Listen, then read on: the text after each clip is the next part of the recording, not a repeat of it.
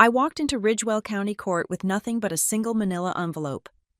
My brother sat at the petitioner's table in a $3,000 suit, checking his watch like he was late for a tea time.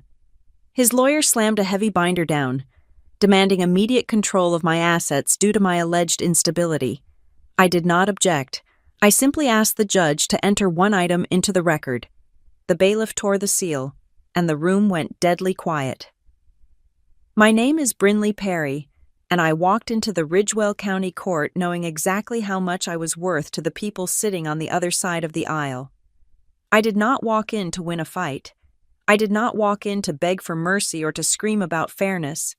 I walked in to let the paper speak because paper does not stutter. Paper does not get emotional, and paper does not care who smiles the best. The courtroom smelled of floor wax and stale coffee, that specific government building scent that tries to mask the misery passing through its doors every day. I was alone. I had no entourage. I had no high-priced legal team whispering strategy in my ear. I carried nothing but a single, thin manila envelope sealed with red tape. I held it against my side, not clutching it like a lifeline, but carrying it like a delivery. My brother, Wesley Perry, was already seated at the petitioner's table. If I looked like I was going to work, Wesley looked like he was attending a coronation. He was wearing a navy bespoke suit that I knew cost nearly $3,000, tailored to hide the softness around his waist that had developed over the last 5 years. His shoes were polished to a mirror shine, reflecting the fluorescent lights overhead. On his wrist sat a heavy gold watch, the kind of timepiece intended to signal to everyone in the room that his time was more valuable than theirs. He leaned back in his chair, one arm draped casually over the backrest, flashing that winning smile at the court stenographer. It was the smile that had gotten him out of speeding tickets, failed classes, and bad investments for his entire life. It was the smile that said he was the reasonable one, the successful one, the golden child who was just trying to do the right thing for his poor, confused sister. Behind him, in the first row of the gallery, sat our parents. They sat shoulder to shoulder, their backs rigid, dressed in their Sunday best as if they were waiting for a sermon rather than a hearing to strip their daughter of her autonomy. My mother wore her pearls and a dark gray dress suit. My father wore a tie I had given him for his 60th birthday. They stared straight ahead at the judge's empty bench, their faces set in masks of solemn grief. They did not look at me, not once. To look at me would be to acknowledge that I was a person, a human being standing less than 20 feet away, rather than a problem to be managed. Their avoidance told me everything I needed to know. They had chosen their side long before we stepped into this room. They had chosen the narrative of the successful son over the reality of the daughter who simply refused to play their game. Wesley's lawyer was a man named Mr. Sterling, a sharp-featured attorney with a reputation for aggressive litigation and a billable rate that could choke a horse. He did not have a single envelope. He had a mountain. He hefted a thick black binder onto the plaintiff's table with a heavy thud that echoed through the quiet room. It was a theatrical gesture, designed to intimidate. That binder was at least 4 inches thick, stuffed with tabs and exhibits and affidavits. It sat there like a trophy, a physical manifestation of the weight they intended to crush me with. It was meant to say that they had the evidence, they had the history, and they had the volume. The bailiff called the room to order, and we all stood as Judge Halloway entered. She was a woman in her 60s with reading glasses perched on the end of her nose and an expression that suggested she had seen every variety of family dysfunction the county had to offer. She took her seat, adjusted her robe, and looked down at the docket. Case number 4927, Wesley Perry versus Brinley Perry. The petition was read aloud, and the air in the room seemed to grow heavy. Wesley was requesting an emergency transfer of assets. He was seeking immediate conservatorship over my estate, my bank accounts, and my property. The legal language was dry, but the intent was violent. The petition claimed that I was suffering from acute mental instability. It claimed I was exhibiting erratic behavior. It claimed I was concealing assets and making reckless financial decisions that endangered my own well-being. The lawyer, Mr. Sterling, stood up and buttoned his jacket. He began his opening statement with a voice like oiled velvet. He spoke of deep concern. He spoke of a family forced to make a difficult decision to protect a loved one from herself. He used words like volatile and incapable. He painted a picture of a woman unraveling, a spinster sister who had lost her grip on reality and needed the strong, steady hand of her brother to guide her. I could hear the whispers ripple through the few strangers sitting in the back of the room. The word unstable seemed to detach itself from the lawyer's lips and float through the air. Landing on my forehead like a neon sticker, I could feel their eyes boring into the back of my neck. They saw a woman standing alone, without counsel, facing a wall of united family members. In their eyes, the visual evidence supported the accusation. Who comes to court alone to fight for their life unless they are delusional? Who brings a single envelope to a gunfight unless they do not understand the stakes? Wesley turned his head slightly, just enough so I could see his profile. He looked sad. He performed the role of the heartbroken brother perfectly. If I had not known him for 34 years, I might have believed him myself. He dabbed at his eye with a handkerchief, a gesture so cliché it almost made me laugh, but I held my face perfectly still. Judge Holloway looked over her glasses at me. She saw a woman standing silently at the defendant's table, hands clasped loosely in front of her. I wore a simple black blazer and slacks. I wore no jewelry. My hair was pulled back in a tight, efficient knot. I gave them nothing. No tears, no outbursts, no shaking hands. "Ms. Perry," the judge said, her voice neutral, "I see you have not retained counsel. Are you aware of the gravity of these proceedings? The petitioner is asking for total control over your financial and legal affairs." I stepped forward to the microphone. I did not clear my throat. I did not look at my parents. I looked directly at the judge. "Yes, Your Honor," I said, "I am fully aware. I am representing myself today. Mr. Sterling let out a short, sharp sigh, loud enough for the microphone to catch. It was a sound of pity, meant to signal to the judge that my refusal to hire a lawyer was just more proof of my incompetence. "See," the sigh said, "she does not even know how to protect herself." The judge frowned slightly. "And you have heard the allegations? Your brother claims you have been hiding assets and that you are mentally unfit to manage your estate.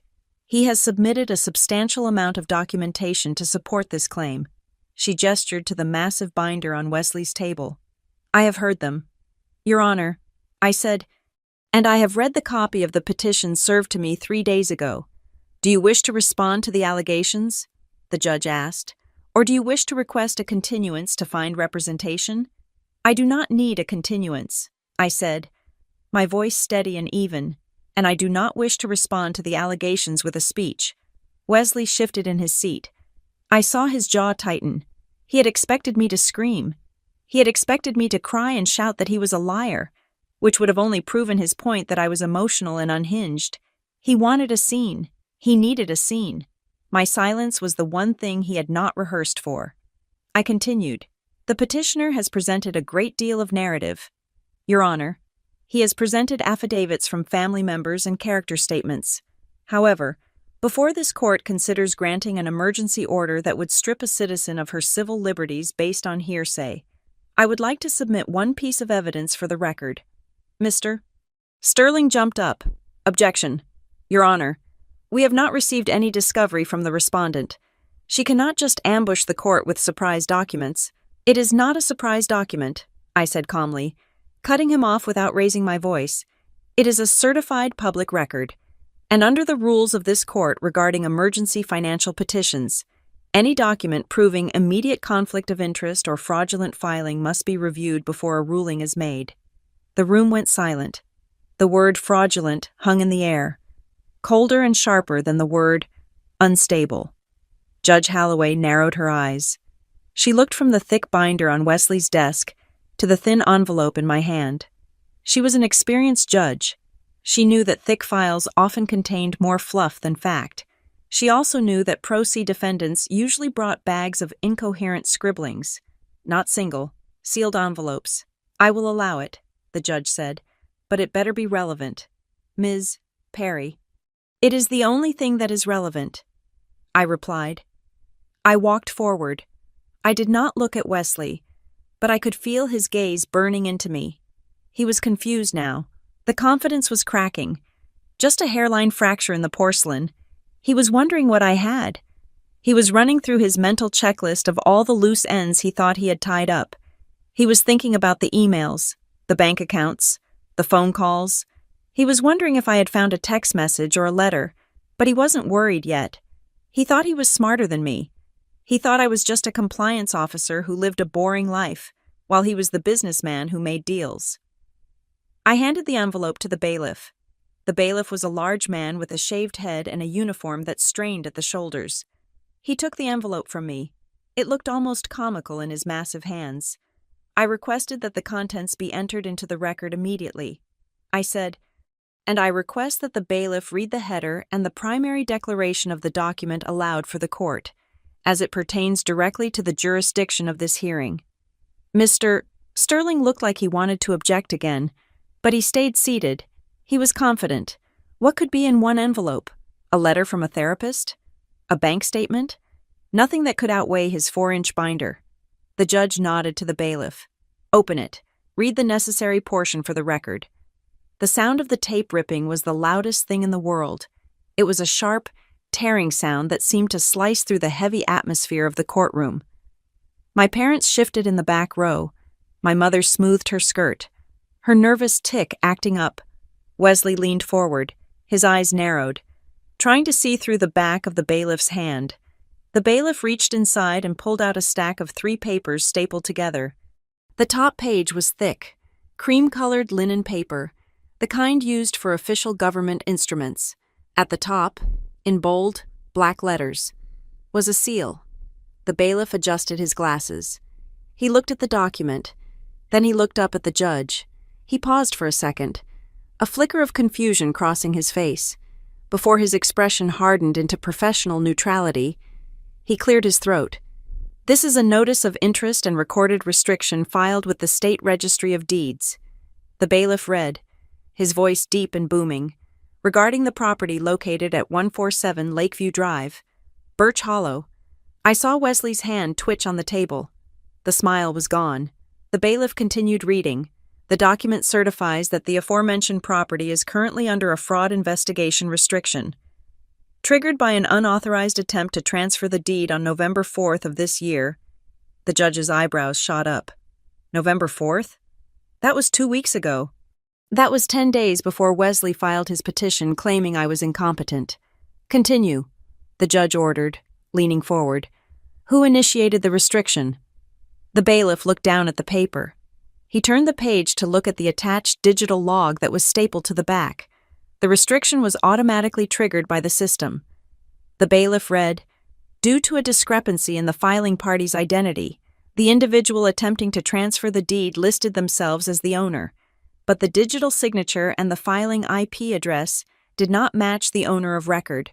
"And who was the filing party?" the judge asked. Her voice was like ice. The bailiff looked up. He did not look at me. He turned his head and looked directly at the petitioner's table.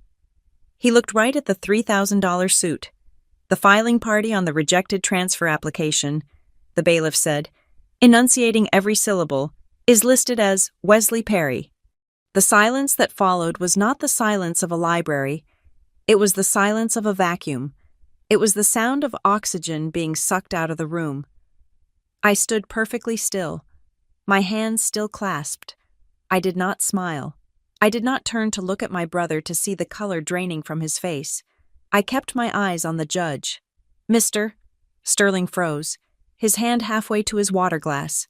My parents, in the back row, stopped breathing. They knew that address. They knew what that house meant, and they knew, in that split second, that the narrative they had built was not just cracking, it was shattering. Wesley stood up halfway, his chair scraping loudly against the floor. "That is a mistake," he blurted out, his smooth, practiced baritone suddenly sounding thin and reedy. "That is a clerical error. I was merely looking into the records to ensure—" "Sit down, Mr. Perry," the judge snapped.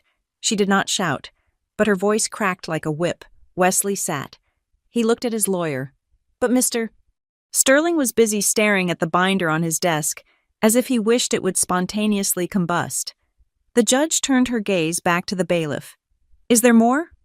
Yes, Your Honor, the bailiff said. He flipped to the third page. There is an attached affidavit of identity from the county clerk's office. It confirms that the filing fee for the attempted transfer was paid via a credit card ending in 4098. The bailiff looked at Wesley again. The card is registered to the business account of Perry Global Enterprises. I watched the realization hit the room. This was not a hearing about a sister who was losing her mind. This was a hearing about a brother who had tried to steal a house, got caught by a computer system, and then tried to have his sister declared incompetent to cover his tracks. He had filed this suit not to protect me, but to validate a theft he had already attempted. The judge turned to me. Her eyes were no longer skeptical. They were sharp, assessing, and dangerous. Ms. Perry, she said, do you have documentation linking these logs to the petitioner? I do. Your Honor, I said quietly. I pointed to the envelope the bailiff was still holding. That was just the cover sheet. I said, if you look at the next document in the stack, you will find the time-stamped IP logs. They show that the transfer attempt was made at 10 in the morning on a Tuesday. I paused, letting the information land. And if the court pleases, I continued, I have one more document I would like to add to the inventory list before we proceed. Wesley looked at me then. For the first time since we walked in, he really looked at me. There was no pity in his eyes anymore. There was no brotherly concern. There was only fear, pure, unadulterated fear. He realized then that I had not come to court to defend myself against his lies. I had come to court to dismantle his life. The bailiff looked to the judge for permission to continue reading the inventory. The judge nodded, settling back into her chair with a look that said she was just getting started. Read it, she said. And as the bailiff turned the page, I finally allowed myself to take a breath. The trap was sprung, the paper was speaking, and my brother was about to find out that his name was written in places it should never have been. To understand why I walked into a courtroom with a single envelope instead of a high-priced attorney, you have to understand the specific quietness of my life. I am 38 years old. I work as a senior auditor for North Glass Compliance Solutions. My job is not glamorous. It involves sitting in a climate-controlled office, staring at dual monitors, and tracking the movement of data and currency to ensure that large corporations are not breaking federal laws. I live in a townhome that I own. I drive a sedan that is 5 years old, and I pay my taxes the day they are filed. I do not have debts. I do not have a criminal record. I do not have a history of substance abuse. By every metric of the modern world, I am the definition of stability. But in the Perry family, stability was not measured by tax returns or credit scores. It was measured by how loudly you could announce your own success. And by that metric, I was invisible. My brother, Wesley, was the sun around which my parents orbited. He was 2 years older than me, and from the moment he could speak, he had the ability to sell ice to a drowning man. He was the golden child, the one who brought home trophies, the one whose failures were always framed as learning experiences, and whose minor victories were treated like national holidays. He grew up to be exactly the kind of man my parents admired. He wore suits that cost more than my first car. He drove a luxury SUV that looked like a tank designed for suburban warfare. He spoke with a booming, authoritative baritone that made everything he said sound like a divine proclamation. If Wesley said it was raining, my parents grabbed umbrellas, even if the sky was perfectly blue. In our house, truth was not an objective fact. Truth was whatever Wesley decided it was at that moment. He controlled the narrative. If I achieved something, Wesley would smile that condescending smile, pat my shoulder, and say it was cute. If I disagreed with him, I was being difficult. If I got angry, I was being emotional. Over 3 decades, he had carefully curated a version of reality where he was the benevolent protector and I was the fragile, slightly broken little sister who needed to be managed. He did not do this with fists or shouting. He did it with aggressive kindness. He would interrupt me at dinner parties to explain what I actually meant. He would buy me gifts I did not want and then sigh dramatically when I did not display enough gratitude. He created a debt of obligation that I could never repay because I never asked to borrow anything in the first place. But there was one thing Wesley could not control. There was one piece of the map that refused to bend to his will. Birch Hollow. It was a small, A-frame cabin sitting on 2 acres of land near a lake 3 hours north of the city. It was not a mansion. The roof leaked when the snow melted too fast, and the heating system was a wood stove that required constant attention. But to me, it was the only place on earth that felt like oxygen. It had belonged to our grandfather, a man who saw through Wesley's charm the way a jeweler sees a flaw in a diamond. Granddad Arthur was a quiet man who hated noise and hated pretending. He saw how my parents fawned over Wesley, and he saw how I shrank into the background to avoid the spotlight. When Granddad Arthur died 4 years ago, Wesley showed up to the reading of the will with a contractor. He was already talking about bulldozing the cabin, subdividing the lot, and building 2 modern vacation rentals that would generate passive income. He spoke about it as if it were a done deal, as if the property were already his. Then the lawyer read the will. Granddad Arthur had left a few bonds to Wesley. He left the bulk of his liquid assets to our parents. But he left the property at 147 Lakeview Drive, Birch Hollow, solely and exclusively to me. I remember the silence in the lawyer's office. It was heavy and thick. Wesley did not shout. He did not throw a tantrum. He just laughed. It was a dry, hollow sound. He looked at me, then at our parents, and said that it must have been a mistake. He said Granddad was confused at the end. He said I couldn't possibly handle the maintenance of a property like that. He offered, right there in the office, to buy it from me for a fraction of its value, framing it as a favor to take the burden off my shoulders. I said no. That was the first time I had ever said no to him where money was involved, and that was the moment the war started. Even if I did not know it yet, for the next 4 years, Wesley chipped away at me. He sent me articles about the rising cost of lumber. He forwarded me emails about property taxes. He offered to manage the property for me. When that didn't work, the tone changed. He started telling our parents that he was worried about the condition of the place. He told them he heard I was letting it rot. He told them I was hoarding junk up there. None of it was true. I spent every other weekend at Birch Hollow. I fixed the deck myself. I hired a local plumber to redo the pipes. I kept it pristine because it was mine. But Wesley needed it. He was leveraged up to his eyeballs in his own business ventures, always borrowing from Peter to pay Paul, projecting an image of wealth while floating on a sea of debt. I knew this because I know how to read financial distress signals, and Wesley was emitting them like a radio tower. He needed the collateral. He needed the equity in that lake house to secure his next loan, and he resented that his little sister, the auditor, was sitting on a gold mine she refused to monetize. He stopped asking nicely about 6 months ago. The phone calls stopped. The emails stopped.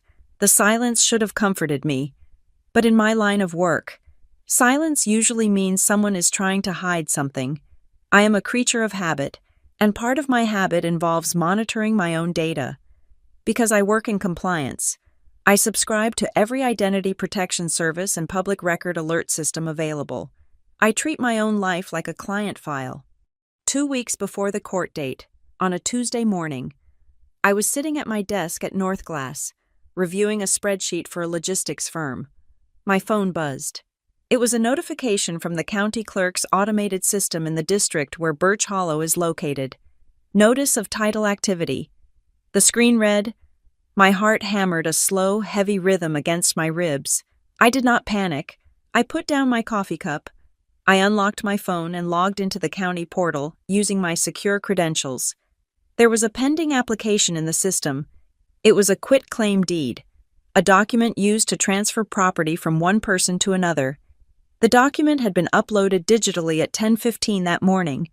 It claimed to transfer 100% of the interest in the Birch Hollow property from Brinley Perry to the Perry Family Trust, an entity controlled by Wesley. I stared at the screen. The document had a signature at the bottom.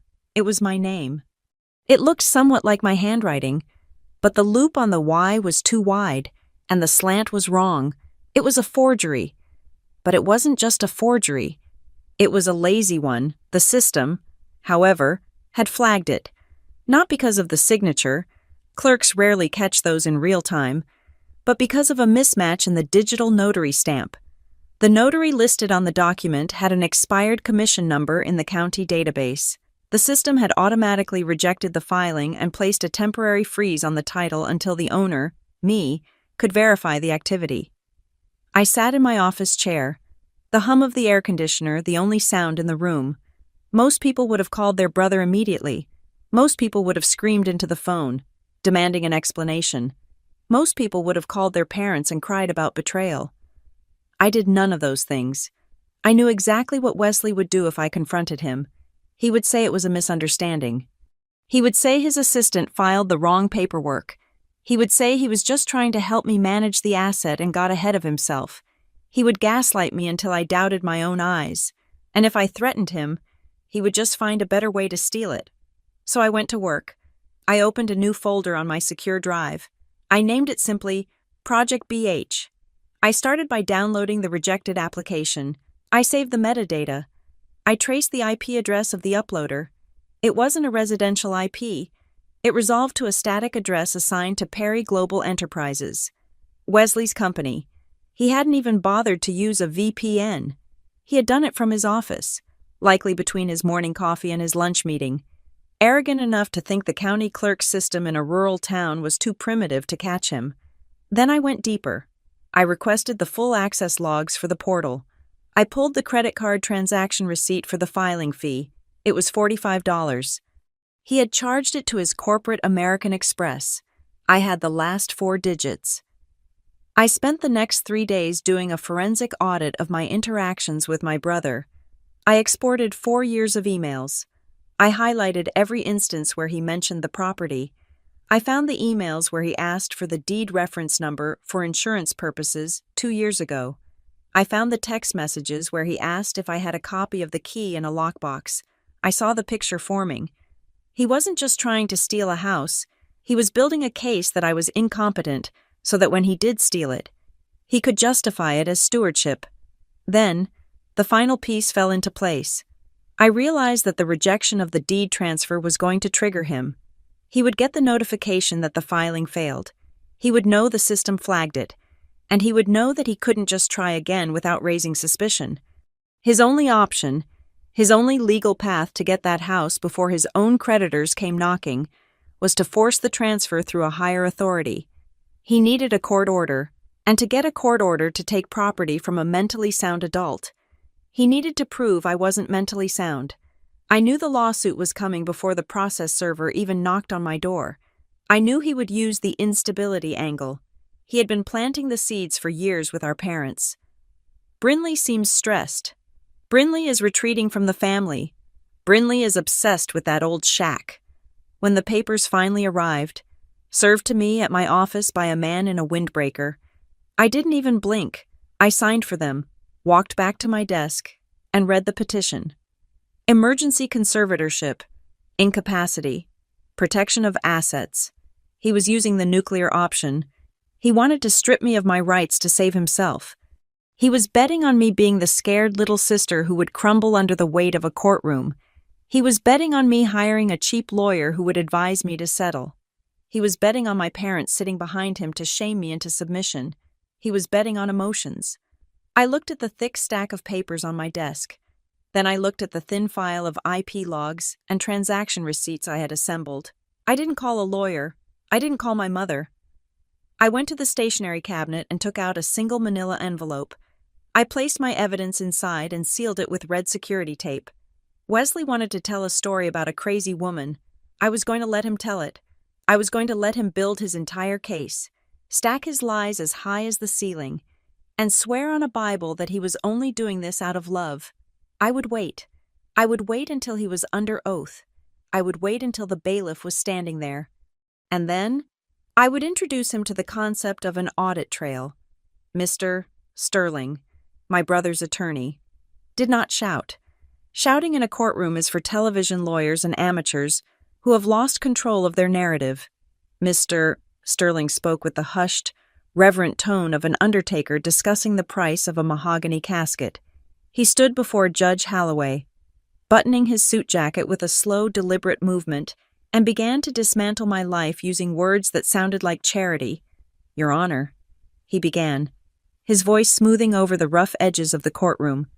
"The family does not bring this petition lightly. In fact, it is with a heavy heart that Mr. Perry seeks what we are classifying as protective control over the respondent's estate."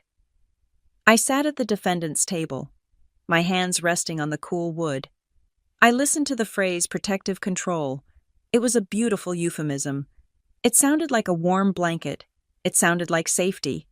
But I knew what it meant in the language of the law. It meant that I would need permission to buy groceries.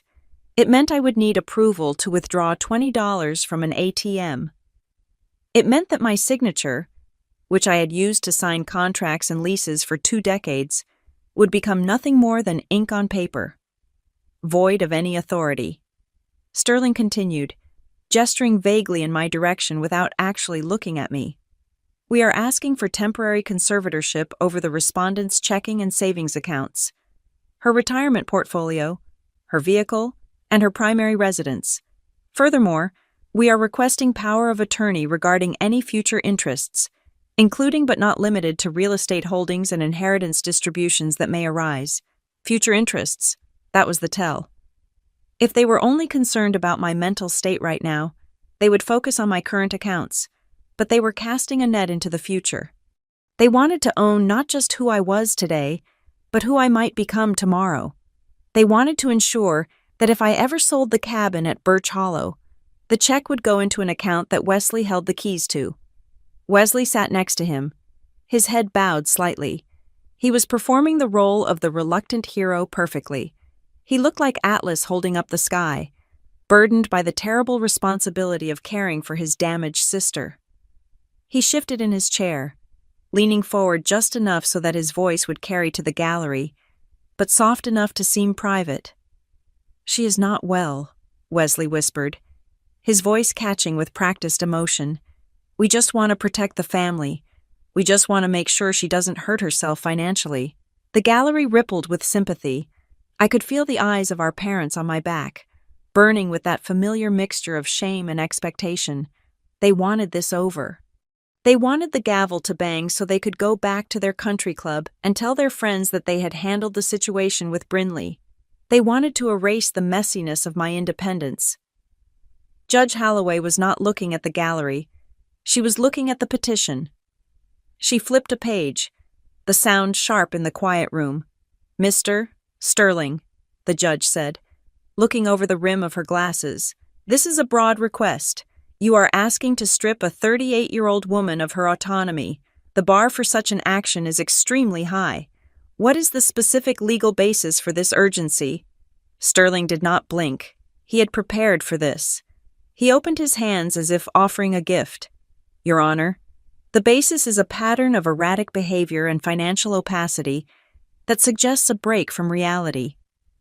The respondent has isolated herself. She has refused communication with her family for over 6 months. She has been seen hoarding documents. She has made irrational decisions regarding family property. We believe she is concealing assets in a paranoid attempt to hide them from the very people trying to help her. In her current state, she is a danger to her own future." He used the word opacity like a weapon, in my world. In the world of compliance and auditing, opacity is a sin. It means you are hiding something illegal. But in my personal life, opacity was just privacy. Wesley was trying to criminalize my privacy. He was trying to turn my desire to be left alone into a symptom of mental illness. I sat there and let the words wash over me. Unstable, paranoid, irrational. They were just words. They were labels he was trying to stick to my skin, hoping the judge would see the label instead of the person. I did not flinch. I did not shake my head. I did not sigh. I treated his speech like a data stream, noise to be filtered out until the relevant signal appeared. Judge Holloway turned her gaze to me. Her expression was unreadable. "Ms. Perry," she said. "You have heard the petitioner's request. They are asking for total control. Do you understand the scope of what is being proposed here?" I stood up. I smoothed the front of my blazer. "I do, Your Honor," I said. My voice was calm, lower than Sterling's, but clear. "I understand that the petitioner is asking the court to effectively erase me as a legal entity. He is asking for the authority to manage my life as if I were a child or a corporation in bankruptcy." Wesley leaned over then. He moved into my personal space, violating the invisible barrier between the tables. He smelled of expensive musk and peppermint. He put a hand near mine, not touching, but close enough to intimate familiarity. "Sign the consent, Bryn," he whispered. The microphone did not pick it up, but I heard every syllable. It was not a request. It was a command wrapped in a sigh. "You are going to lose. You know you are. Sign it, and we can go home. You will have nothing soon anyway." He said it with such certainty. He believed it. He believed that his will was a force of nature that I could not withstand. He believed that because he had always won, he would always win. He thought my silence was submission. He thought my lack of a lawyer was a surrender. I looked at him. I looked right into his eyes, which were the same shade of hazel as mine. I saw the arrogance there, calcified over decades of being told he was special. I did not whisper back. I did not tell him to go to hell. I did not tell him he was a thief. I simply turned my back on him and faced the judge. "Your Honor," I said, ignoring Wesley completely, "I do not object to the concept of protecting assets. In fact, that is exactly why I am here." Sterling let out a short, dry chuckle. He shook his head, looking at the judge as if to say, "See? She is rambling." I continued, my voice steady. "However, before the court considers granting the petitioner control over my finances based on his claims of my instability, I request that one additional document be entered into the record." I held up the envelope. Sterling sighed loudly. "Your Honor, this is highly irregular. The respondent has had weeks to file a response. Dragging this out with last-minute letters or emotional appeals is a waste of the court's time. We are not here to read diaries." He thought it was a letter. He thought it was a character reference or a frantic, handwritten plea for mercy. He smiled that tight, condescending smile, the one that said, I was a child offering a crayon drawing to a master painter. Judge Holloway looked at Sterling, then at me. She looked at the sealed envelope in my hand. She was a woman who appreciated procedure, but she also appreciated thoroughness, and something in Sterling's dismissal seemed to annoy her. "I will decide what is a waste of my time. Counselor," she said. She nodded to the bailiff. "Accept the document," she ordered. The bailiff stepped forward. He was a wall of a man, smelling of starch and gun oil. He took the envelope from my hand. I watched Wesley. I watched him closely. As the envelope left my hand and traveled into the possession of the court officer, Wesley's smile faltered. It was a micro-expression, a tiny flicker of muscle in his jaw. He stopped leaning back in his chair. He sat up straighter. His eyes tracked the envelope. He did not know what was inside. For a man like Wesley, who curated every aspect of his life, who rehearsed every conversation, who controlled every outcome, the unknown was terrifying. He knew the secrets he had buried. He knew the corners he had cut. But he didn't know which one I had found. Was it the bank transfer? Was it the emails to Mom? Was it the loan application? He hated things he could not control. And as the bailiff walked that envelope toward the bench, Wesley realized that for the first time in his life, the narrative was out of his hands. He looked at me, and the pity was gone. The arrogance was gone. In their place was a cold, hard suspicion. "Open it," Judge Holloway said to the bailiff. The sound of the red security tape tearing was sharp and final. It sounded like a bone snapping. Wesley flinched, just a fraction of an inch. But I saw it, and I knew, right then, that the game had changed. He wasn't the petitioner anymore. He was the prey. The bailiff adjusted his reading glasses. A slow, methodical movement that seemed to stretch time. He held the document up to the light, scanning the header. Document title, The the bailiff announced, his voice booming off the paneled walls. Notice of interest and recorded restriction. He paused, letting the title hang in the air before continuing. Regarding the property at 147 Lakeview Drive, Birch Hollow, Mr. Sterling was on his feet instantly. Objection, Your Honor. This is a side issue. We are here to discuss the respondent's mental capacity and immediate financial safety. Not to get bogged down in the minutiae of real estate deeds. This is a distraction technique. Judge Holloway didn't even look at him. She kept her eyes on the bailiff. Overruled. Mr. Sterling, your petition specifically requests control over the respondent's real estate assets. A recorded restriction on her primary property is not a side issue. It is the very heart of the matter. Sit down. Sterling sat, but he looked annoyed, like a man forced to wait in line at a deli. He didn't know yet. He thought this was just a bureaucratic snag. Continue, the judge ordered. The bailiff cleared his throat. The document states that the aforementioned property is currently under an administrative freeze. The title is flagged for review due to a suspected fraudulent transfer attempt. A ripple went through the room. Fraud. The word carries a specific weight in a court of law. It changes the temperature. It turns a family dispute into a crime scene. Fraudulent transfer? Judge Holloway asked, her eyebrows knitting together. Explain. Is the property in foreclosure? Is there a lien? No, Your Honor, the bailiff said, reading further down the page. The freeze was triggered by the county clerk's automated anti-fraud system. A quitclaim deed was submitted for recording on November 4th. The system flagged the submission because of irregularities in the notary acknowledgement and the filer's identity. Judge Holloway leaned forward. Her interest piqued. Who initiated the restriction? Who flagged the file? The bailiff looked up from the paper. He didn't look at me. He didn't look at the judge.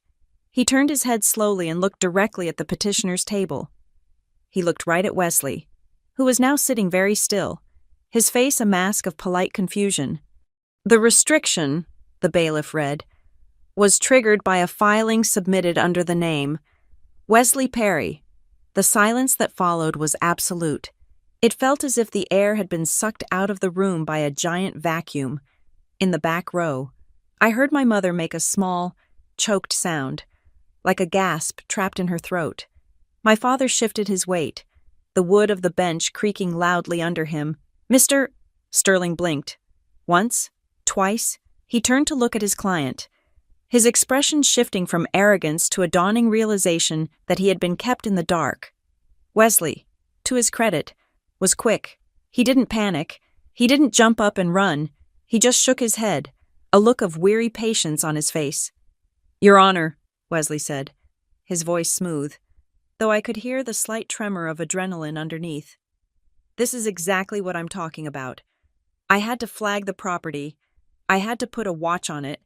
Brinley has been erratic. She's been threatening to sell the family cabin to strangers, to liquidate it for cash. I was merely taking steps to prevent her from making a mistake she couldn't undo. It was a protective measure. I was monitoring the title to make sure she didn't do something rash. It was a good lie. It was plausible. It fit his narrative of the concerned brother saving the reckless sister. He was trying to spin the fraud alert as his own doing, as if he were the one who had called the police. Rather than the one who had tripped the alarm, Judge Holloway looked at him. She seemed to weigh his words. So, you are saying you placed a restriction on the property to prevent a sale? Exactly, Wesley said, nodding earnestly, to keep it safe until we could get this conservatorship sorted out. I stood up. I didn't raise my voice. I didn't look at Wesley. I looked at the judge. Your Honor, I said, the petitioner is mischaracterizing the document. The restriction wasn't filed by him as a protective measure. The restriction was triggered against him. Sterling stood up again. Objection. Argumentative. I have the proof in the next document, I said, cutting him off. If the bailiff would be so kind as to read the second page. The judge nodded to the bailiff. Read it. The bailiff flipped the page. This is a transaction log from the county clerk's digital portal, he announced. It details the specific action that caused the freeze. He squinted at the small print. The log shows that at 10:15 in the morning on November 4th, a user logged in and attempted to upload a document titled Quitclaim Deed Transfer. The user did not file a notice of restriction. The user filed a transfer of ownership. Who was the user? The judge asked.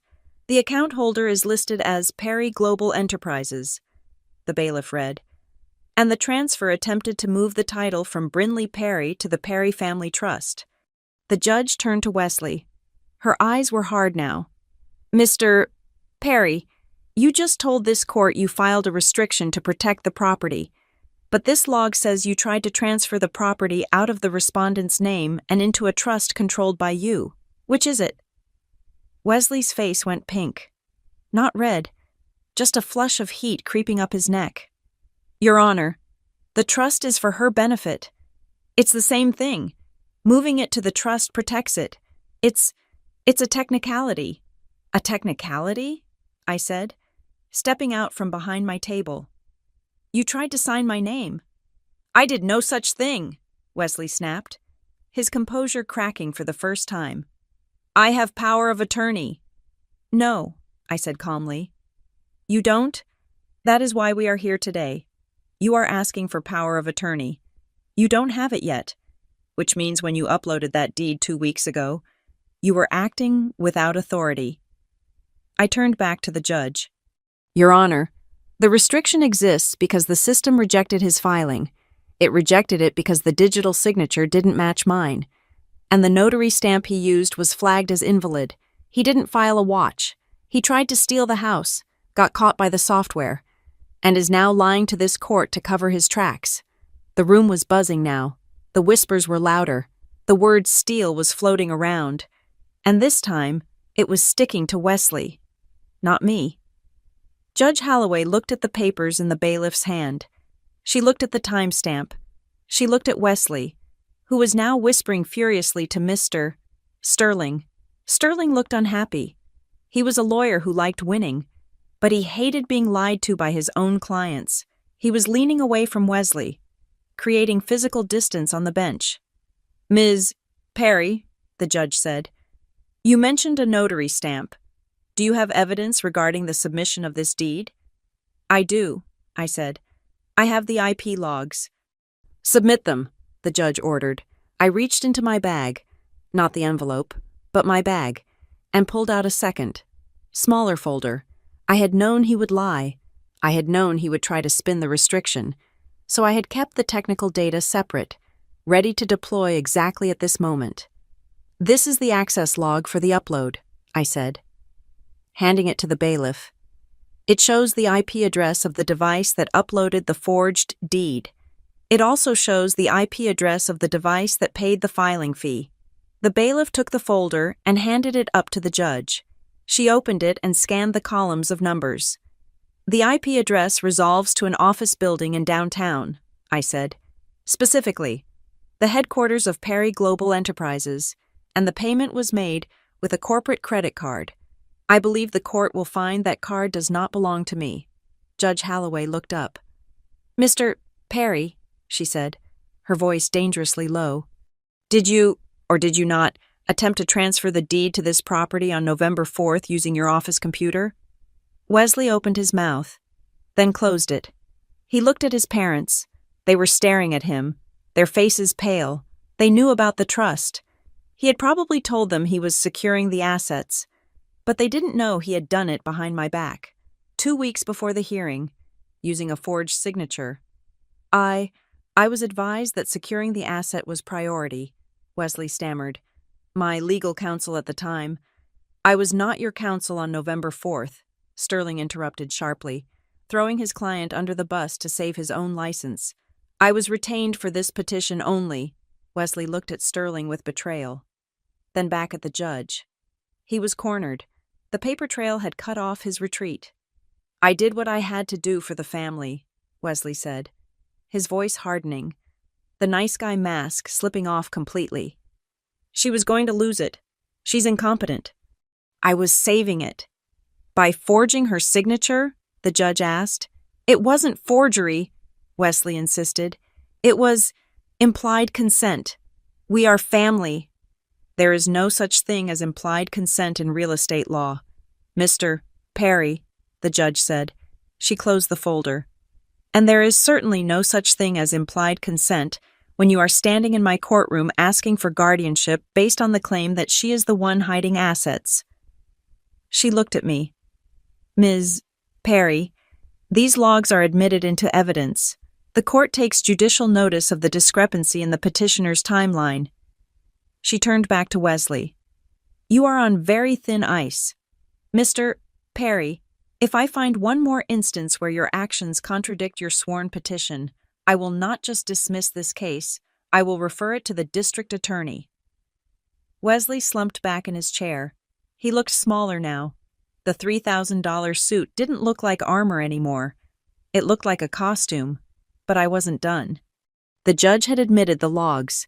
She had seen the start of the trail, but she hadn't seen the end of it. Your Honor, I said, if we may continue with the inventory, there is more in the bailiff's hand. The judge nodded. Continue. And as the bailiff prepared to read the next item, I saw Wesley's eyes widen. He remembered.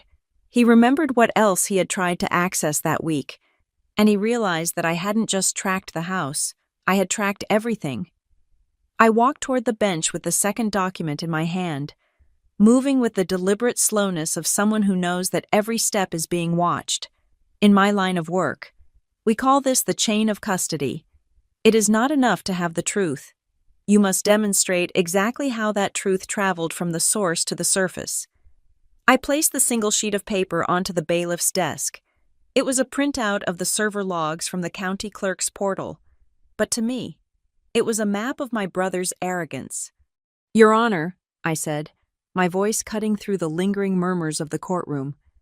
The document the bailiff is now holding contains the metadata associated with the rejected deed transfer. It lists the timestamp of the upload as 10:15 in the morning. It lists the user account ID, but most importantly, it lists the digital certificate attached to the file. Judge Holloway adjusted her glasses, leaning down to inspect the paper as the bailiff presented it to her. The courtroom was silent, but it was a different kind of silence now. Before, it had been the silence of judgment against me. Now, it was the silence of anticipation.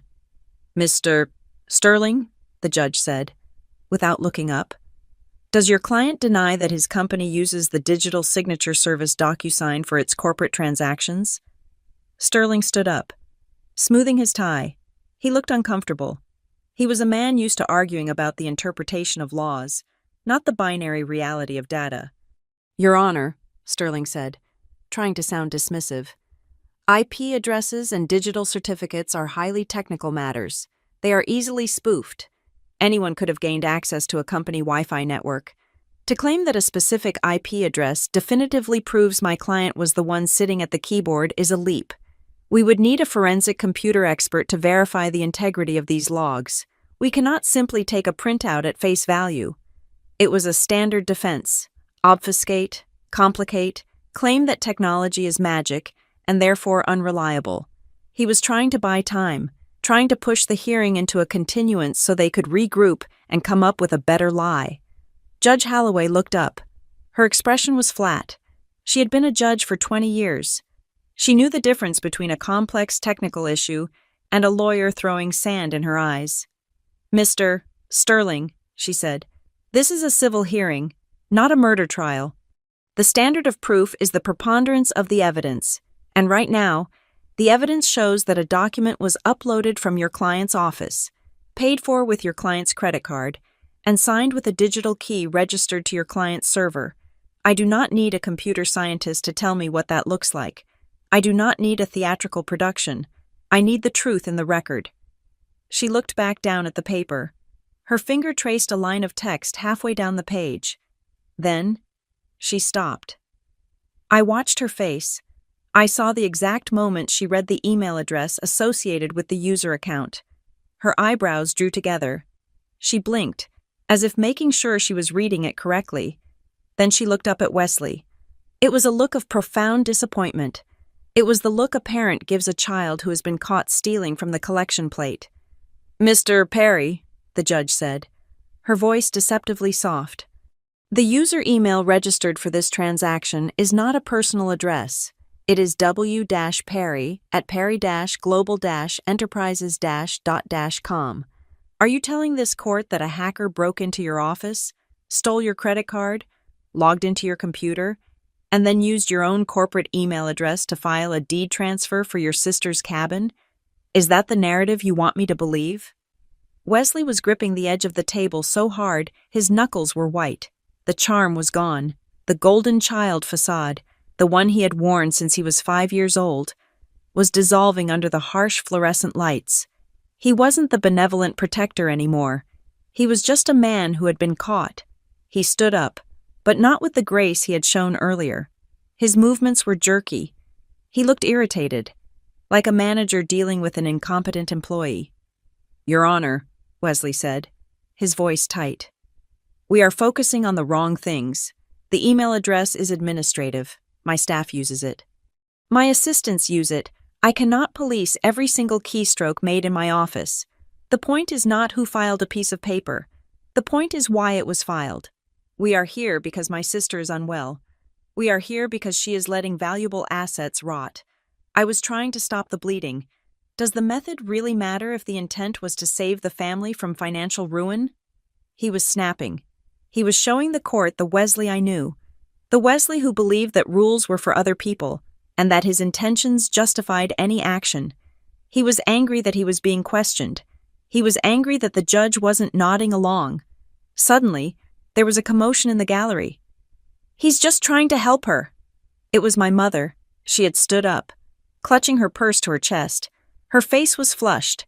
She couldn't help herself. For 30 years, her job had been to smooth over Wesley's rough edges, to explain away his selfishness as ambition. She saw him floundering, and instinct took over. "Please, Your Honor," she said, her voice trembling. "Brinley doesn't tell us anything. Wesley has been so worried. He pays for everything. He takes care of everything. He was just trying to make sure—" "Ma'am," Judge Holloway's voice cracked like a whip. "Sit down." My mother froze. She looked at my father, who was pulling at her sleeve, his face a mask of mortification. "This is not a town hall meeting," the judge said, her eyes blazing. "You are observers. You are not parties to this case. If you interrupt these proceedings one more time, I will have the bailiff remove you.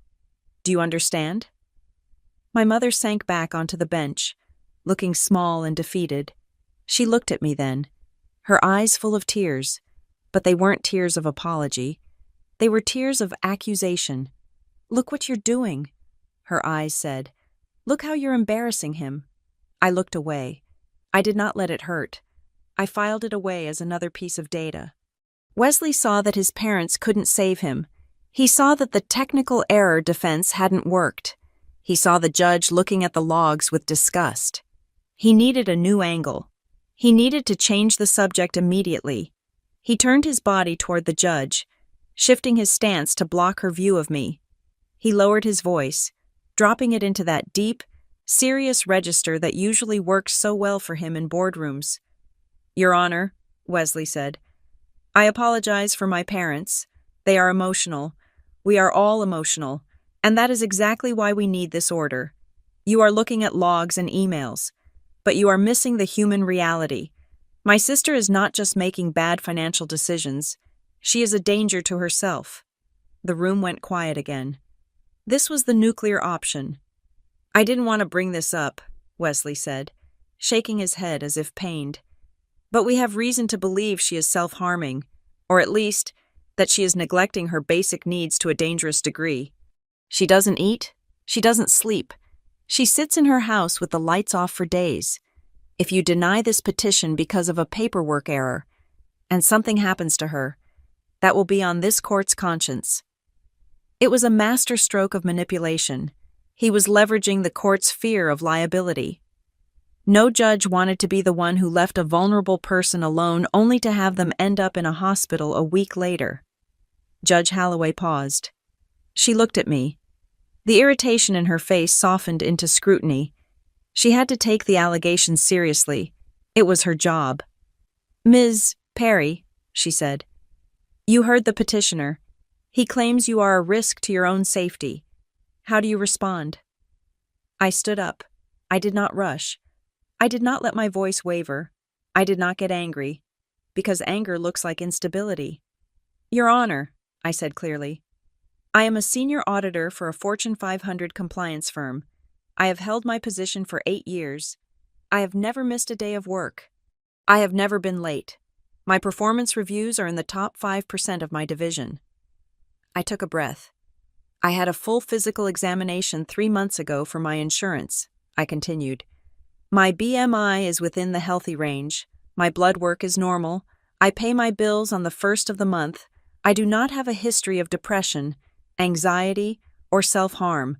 My dark house that my brother refers to is simply a preference for privacy and energy efficiency. I am not a danger to myself. I am not a danger to others. I am simply a danger to my brother's liquidity. I let that last sentence hang there. It was a direct hit.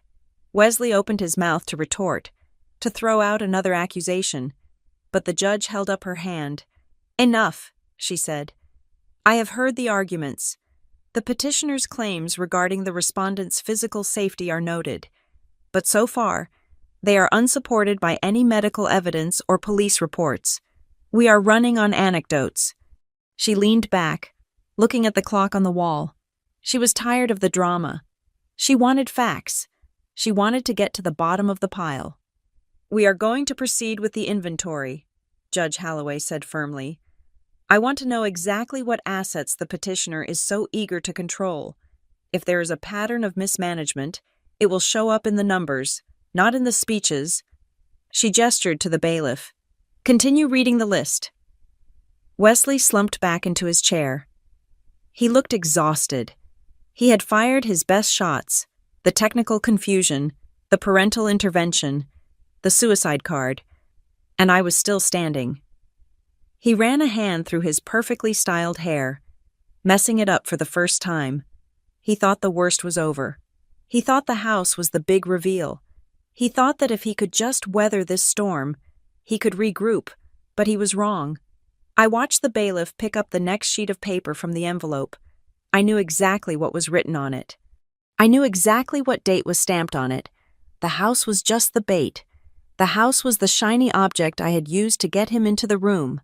The real trap, the one that would close around his ankle and drag him under, was about to be read aloud. I clasped my hands together on the table to stop them from trembling, not from fear, but from the adrenaline of the endgame. The bailiff cleared his throat. Item number 2, he read, and I watched Wesley's face as the second trap began to open. The courtroom air was stagnant, heavy with the scent of floor wax and the lingering tension from the previous revelation. My brother sat frozen at the plaintiff's table. He looked like a man who had walked into a room expecting a birthday party and found an intervention instead. The bailiff, a man whose patience was clearly wearing thin, cleared his throat to bring the room back to the matter at hand. He held up the next sheet of paper from my envelope. Item 3, the bailiff read, his voice devoid of emotion.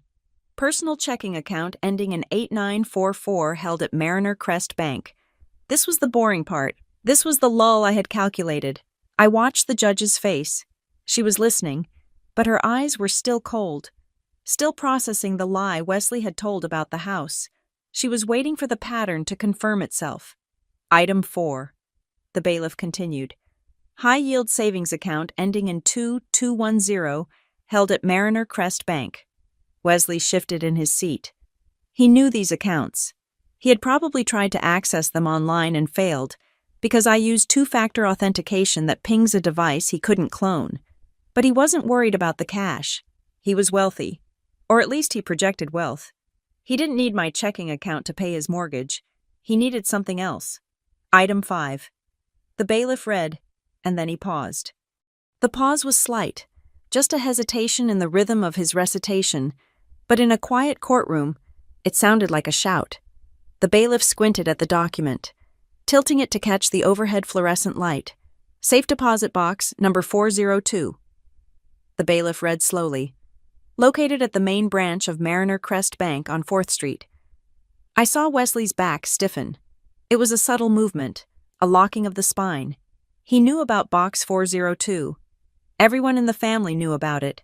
It was where Granddad Arthur had kept his war medals. It was where my mother kept the pearl necklace she only wore to weddings. And when the estate was settled, the box and its contents had passed to me. The bailiff looked up at the judge.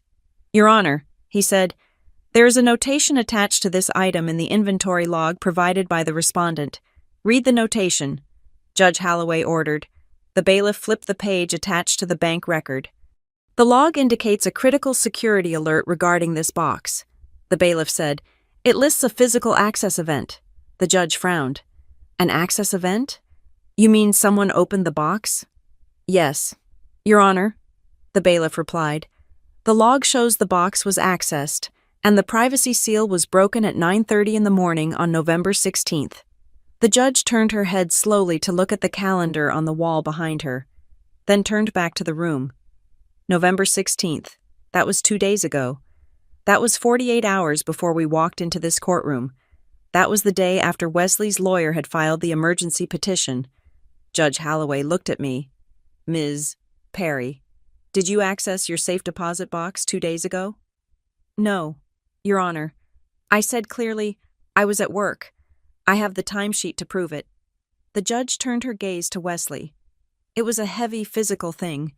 That gaze, it pinned him to his chair. "Mr. Perry," the judge said. Her voice was dangerously quiet. "Did you go to Mariner Crest Bank on November 16th?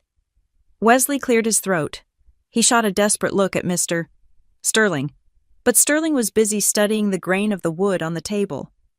Refusing to make eye contact, Sterling knew when a ship was sinking, and he had no intention of going down with the captain.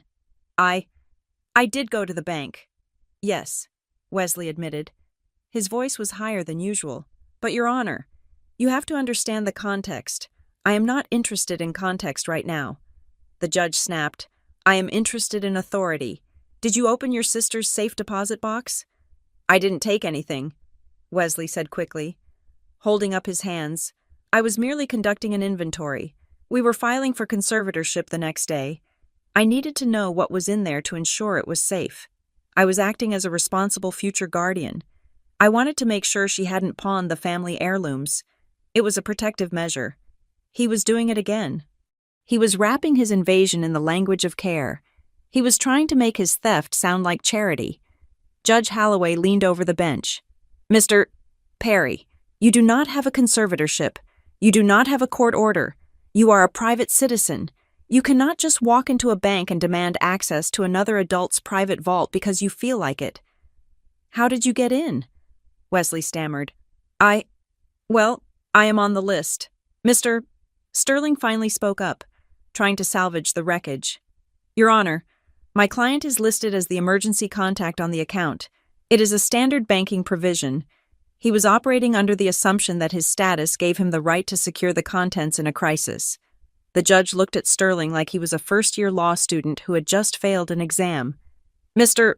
Sterling," the judge said dryly, "you know perfectly well that an emergency contact is the person the bank calls if the building catches fire or if the account holder dies.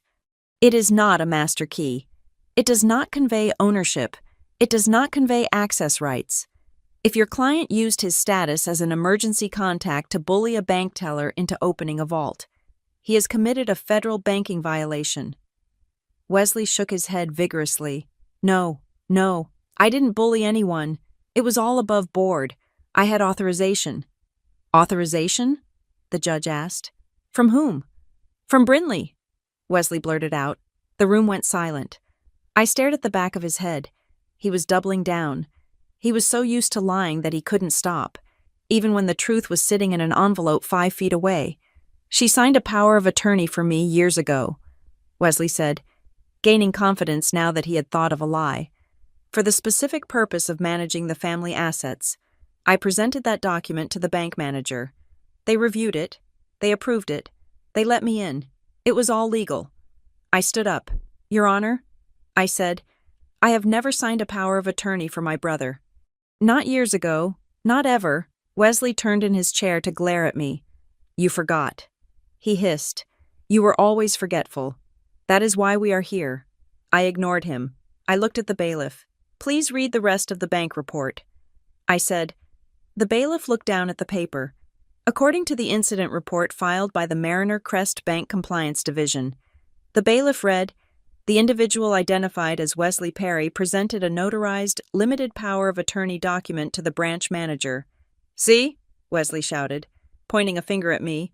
"I told you. Sit down." "Mr. Perry," the judge barked. The bailiff raised his voice slightly to be heard over the outburst.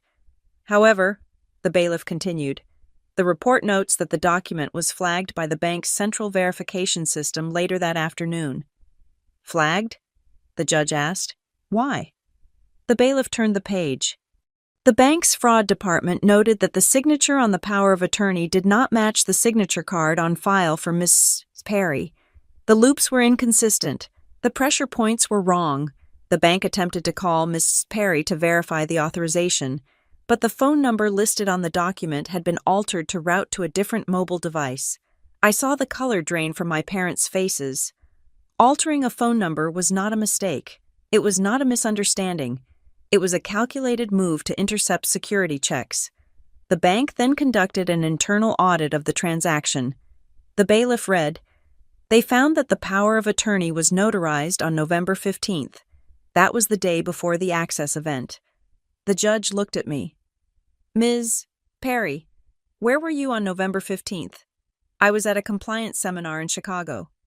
"Your Honor," I said, "I have my flight records and my hotel receipt. I was 300 miles away from the notary who supposedly watched me sign that document." The judge turned back to Wesley. Her face was no longer angry. It was something worse. It was professionally curious. "Mr. Perry," she said, "you claim your sister signed this document years ago. The bank record says it was notarized 3 days ago. You claim she is forgetful. The record suggests she wasn't even in the state." Wesley opened his mouth, but no sound came out. He looked at the binder on his table, the 4-inch thick trophy he had brought to crush me. It looked useless now. A pile of paper versus a timeline. "Who was the notary?" the judge asked. The bailiff looked at the document. "The notary seal on the power of attorney belongs to a Ms. Linda Hames." I heard a sharp intake of breath from the gallery. I didn't need to turn around to know it was my mother. She knew that name. We all knew that name. "Linda Hames," the judge repeated. She looked at the clerk of the court, who was sitting at a computer terminal to her left.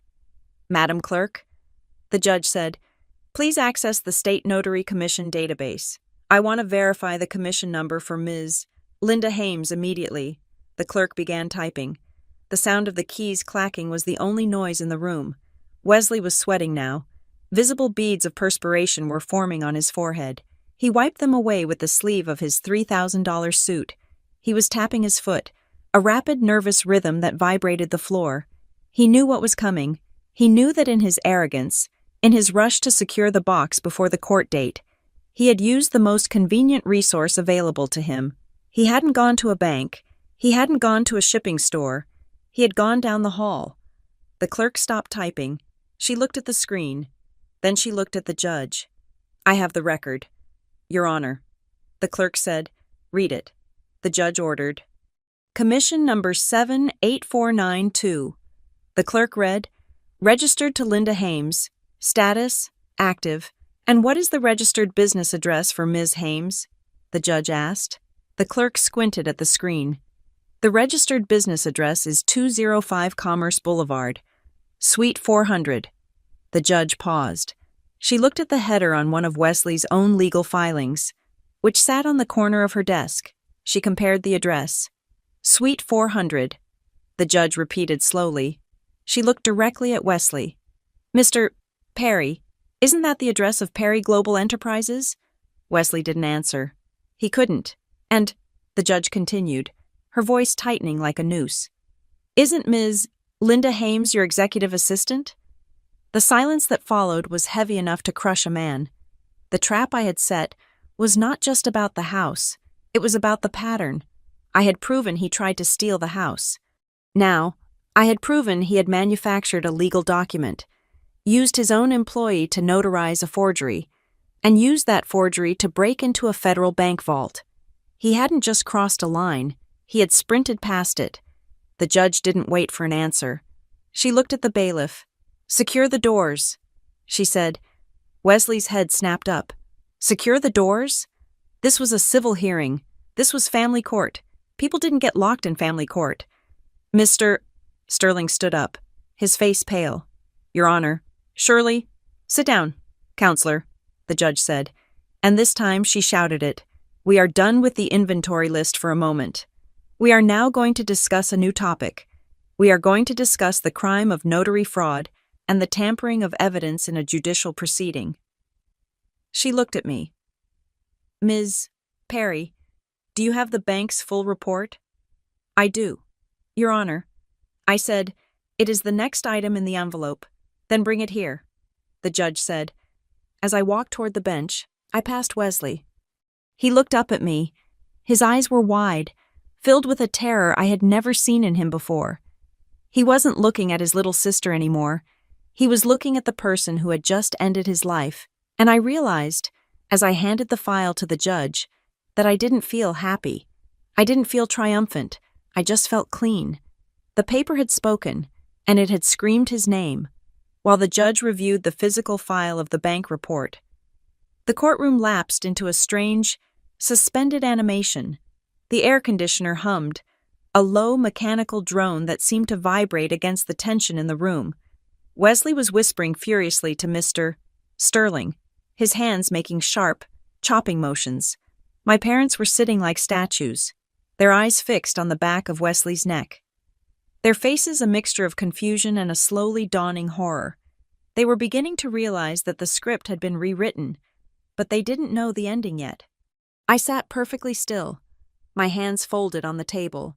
To the casual observer, I looked calm. I looked like a woman who was simply waiting for a bus. But inside, my mind was replaying the last 6 months, connecting the dots that had led us to this moment. Because this wasn't just about a bank vault, and it wasn't just about a house. Wesley hadn't just tried to steal my property. He had tried to steal my life, while the court clerk typed away. Pulling the full digital history of the Notary Commission, I allowed myself to think about the war my brother had waged outside these walls. It had been a quiet war, a war of whispers and implications, a modern war. Fought not with shouting matches in the living room, but with data points and reputation management. It started 4 months ago at my office. I work for Northglass Compliance Solutions. We handle sensitive financial audits for multinational corporations. My job requires a security clearance and a reputation for absolute, unshakable integrity. If I am compromised, my audits are compromised. One Tuesday, I was called into the HR director's office. The director, a woman I had known for 5 years, looked uncomfortable. She slid a piece of paper across the desk. It was a printout of an email received through the company's anonymous ethics hotline. The subject line read, "Concern regarding employee stability / Brinley Perry." The body of the email was a masterclass in passive-aggressive destruction. It didn't make wild accusations. It didn't sound like a rant. It sounded like a concerned citizen. It claimed that I had been exhibiting erratic behavior in my personal life. It suggested that I was under severe financial duress and might be susceptible to external leverage. It ended with a polite suggestion that the company might want to review my access to sensitive client accounts for her own protection. I didn't panic when I read it. I didn't cry. I did what I do for a living. I analyzed the syntax. The phrase external leverage was a favorite of Wesley's. He used it in his own business dealings constantly, and the timestamp on the email was 2 a.m. Wesley was a night owl. He did his best plotting when the rest of the world was asleep. I told the HR director the truth, that I was in the middle of a high-conflict probate dispute with a family member. I offered to undergo a voluntary credit check and a psychological evaluation to clear my name. The company agreed. I passed with flying colors, and the anonymous tip was dismissed as malicious. But I didn't delete the email. I forwarded it to a secure, encrypted folder on my private server. I labeled it Evidence Item A-12. I didn't confront Wesley. I didn't call him and scream, "How dare you try to get me fired?" That was what he wanted. He wanted me to sound hysterical. He wanted me to call him screaming so he could record the call and play it for our parents as proof of my instability. Instead, I went silent, and his campaign escalated. A few weeks later, a colleague of mine, let's call her Sarah, stopped me by the coffee machine. Sarah worked in our background check division. She lowered her voice, looking over her shoulder. "Bryn," she said, "I shouldn't tell you this, but we had a weird inquiry yesterday. Someone called the main switchboard asking to verify your employment status. They didn't identify themselves as a bank or a lender. They just kept asking if you were still active and if there had been any disciplinary incidents recently." "Did you get a number?" I asked, pouring my coffee with a steady hand. "It was blocked," Sarah said. But the operator noted that the caller had a very distinct, deep voice, and he kept saying he was calling on behalf of the family. I thanked her. I went back to my desk and logged the incident. Date, time, content of the inquiry. I knew it was Wesley. He was trying to find cracks in my armor. He was trying to see if his anonymous email had worked. He wanted to know if I was on probation, if I was crumbling, if I was losing my grip. When the direct attacks on my career didn't work, he turned to our parents. He manufactured a fake crisis. He told them I was disappearing. He told them I wasn't answering my door. He told them he had driven by my house and seen piles of mail on the porch. A lie. Since I have a P.O. box. My phone began to blow up with texts from my mother. "Brinley, please pick up. Wesley is so worried. Brinley, are you eating? We heard you lost weight. Brinley, just let Wesley come over and check the furnace. He says it might be dangerous. It was a siege. He was winding them up, winding them tight like clockwork toys, and setting them loose on me. He wanted me to snap. He wanted me to send a long, angry text message telling them all to leave me alone. He would have taken that text, printed it out, and stapled it to his court petition as Exhibit B, hostility and isolation, so I didn't snap. I employed the gray rock method. I became as boring and uninteresting as a rock. I replied to every frantic text with the same 3 sentences. I am fine. My furnace is working. I am going to work now. I never explained. I never defended. I never engaged with the emotional bait. And I saved every single screenshot. I exported the chat logs. I created a timeline of their harassment versus my reality. I realized then that Wesley wasn't worried about my safety. He was worried about his own. He was projecting. He was the one under financial duress. He was the one who was unstable. And he needed to paint me with his own flaws so he could take the one thing I had that was liquid and valuable, the property at Birch Hollow, and the contents of that safe deposit box. It was a strategy of labeling. If he could slap the crazy label on me first, nothing I said would matter. The truth would just sound like the ravings of a madwoman. But he forgot one thing. In the world of compliance, the person who keeps the best records wins. He was playing a game of emotion. I was playing a game of documentation. I looked up at the clock in the courtroom. 5 minutes had passed since the judge ordered the clerk to check the registry. The clerk was staring at her screen. Her face, which had been neutral throughout the morning, had changed. Her brow was furrowed, and her lips were pressed into a thin, white line. She tapped a key, then leaned closer to the monitor as if she couldn't believe what she was seeing. Judge Holloway noticed the shift. "Madam Clerk," the judge said, her voice cutting through the silence, "do you have the verification?" The clerk looked up. She didn't look at Wesley. She looked at the judge with wide eyes. "I do, Your Honor," the clerk said. Her voice wavered slightly. "I have the full commission history for Ms. Linda Hames." "Is the commission active?" the judge asked. "It is active, Your Honor," the clerk said. "But there is a restriction listed on the license." "A restriction?" The judge leaned forward. "Explain." The clerk printed the page. The whir of the printer was loud in the quiet room. She grabbed the sheet of paper and walked it up to the bench. "According to the state registry," the clerk said, reading from her copy as the judge read hers, "Ms. Linda Hames holds a limited corporate commission. This is a specific tier of notary license granted to employees of large financial or legal entities. The clerk paused. Under the statutes of this state, a limited corporate commission authorizes the notary to notarize documents only for business transactions directly related to their employing entity. They are strictly prohibited from notarizing private, personal documents for employees, officers, or third parties. I saw Mr. Sterling close his eyes. He knew the statute. He knew exactly what it meant. And, the clerk continued, her voice gaining strength, the employing entity listed on her commission bond is not just Perry Global Enterprises. The clerk looked directly at Wesley. The bond is underwritten by the personal guarantee of the CEO. The bonding principal listed on the registry is Wesley Perry. The implication hit the room like a physical blow. It meant that Linda Hames wasn't just an assistant doing a favor. It meant that her legal power to stamp documents was owned, paid for, and insured by Wesley personally. And by forcing her to stamp a personal power of attorney, a document that had nothing to do with company business, Wesley hadn't just committed fraud. He had voided her insurance. He had exposed his company to liability. And he had used a corporate instrument to rob his sister. Judge Holloway slowly lowered the paper. She took off her reading glasses.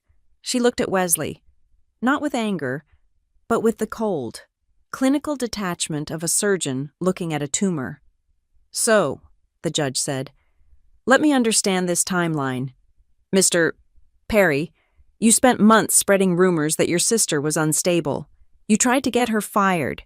You terrorized your parents with false alarms. And when none of that worked fast enough, you used a notary whose license you owned to forge a power of attorney, so you could break into a bank vault 2 days before this hearing. She paused. And you did all of this to protect the family assets? Wesley didn't answer. He couldn't. He was staring at the clerk, his mouth slightly open. He realized that the one person he had ignored, the quiet woman sitting at the computer terminal, had just delivered the death blow. I think we are done with the instability argument, the judge said. But we are not done with the envelope. She turned to me. Ms. Perry, is there more? There is, Your Honor, I said. Because the bank vault wasn't empty when he opened it, and what he found inside is the reason we are really here. I gestured for the bailiff to pick up the next item. It was the exhibit that would explain why Wesley was so desperate. It wasn't just greed, it was fear. Item number 6, the bailiff read, and the title of the document made Wesley flinch as if he had been struck. I reached into my bag and pulled out the second sealed envelope. It was thicker than the first, the edges reinforced with security tape, the kind used by forensic accountants to transport chain of custody evidence. Your Honor, I said, my voice cutting through the murmurs of the courtroom. The previous evidence established that the petitioner used a notary whose license he owns. This next exhibit establishes exactly how he used that license. Mr. Sterling looked at the new envelope as if it were a bomb. He half rose from his chair, his mouth opening to launch a preemptive objection. But Judge Holloway silenced him with a single, sharp look. Submit it, the judge ordered. I handed the packet to the bailiff. He took it, his face impassive, but I noticed he handled it with more care this time. He knew, just as everyone in the room knew, that we had moved past a family dispute. We were now dissecting a crime. This is a certified compliance transcript, I announced for the record. It was provided to me by the Fraud Department of Mariner Crest Bank under subpoena. It details the digital metadata of the power of attorney document the petitioner attempted to use. The bailiff broke the seal. He pulled out a stack of documents on heavy, watermarked paper. Read the session header, the judge commanded. The bailiff adjusted his glasses. Digital notarization session ID, 49 Alpha 72 Zulu. He read, Time stamp, November 15th, 3:45 in the afternoon. Go to the identity verification section, the judge said. Who initiated the session? The bailiff ran his finger down the column of data. Session initiator, user account registered to W-Perry, at perry-global-enterprises-.com. And the signer? The judge asked. Who electronically signed the document as the principal? The bailiff paused. He looked closely at the line, ensuring he did not misread a single letter. The digital signature for the principal, the bailiff read, his voice ringing out clearly, is listed as Wesley Perry. A gasp went up from the gallery. It wasn't my parents this time. It was the general public, the few stragglers who had wandered in for traffic court and stayed for the drama. Mr. Perry signed as the principal? The judge asked, her voice dripping with incredulity. He signed the document granting himself power of attorney, acting as if he were the respondent? Yes, Your Honor, the bailiff confirmed. The log shows a failure in the knowledge-based authentication questions intended for Brinley Perry, followed by a manual override authorized by the notary administrator, Linda Hames. This is absurd, Sterling shouted, jumping to his feet. Objection! Lack of foundation. We are reading computer code and interpreting it without an expert witness. We have no way of knowing if this session log is accurate or if it has been manipulated. This is hearsay wrapped in technical jargon. Judge Holloway slammed her hand down on the bench. It wasn't a gavel strike. It was the flat of her hand, a sound of pure frustration. Overruled, she snapped. She pointed a finger at the document in the bailiff's hand. The foundation is right there. Mr. Sterling, that is a certified bank record. It bears the seal of the Mariner Crest Bank Compliance Officer. Under the rules of evidence for this court, business records kept in the regular course of activity are admissible, if your client didn't want his digital footprint read out in open court. He shouldn't have used his corporate server to commit identity fraud. She turned back to the bailiff. Read the physical incident report attached to the back. I want to know what happened when he walked into that bank. The bailiff flipped the heavy stack of papers over. Incident report, dated November 16th, he read. Subject, attempted unauthorized access. He took a breath. At 9:30 in the morning, an individual identified as Wesley Perry approached the safety deposit desk. He was accompanied by a female identified as Linda Hames. Mr. Perry presented the notarized power of attorney and demanded immediate access to Box 402. I watched Wesley. He was vibrating. His leg was bouncing so hard the table was shaking. He wasn't looking at the judge anymore. He was staring at the floor, his face a mask of panic. The teller, the bailiff continued, noted that the customer appeared agitated. Mr. Perry stated that he needed to secure sensitive family items immediately. When the teller asked for the key, Mr. Perry admitted he did not have one and requested the box be drilled. Drilled, the judge repeated. He wanted to drill the lock. Yes, Your Honor, the bailiff said. The teller then followed protocol and checked the signature card.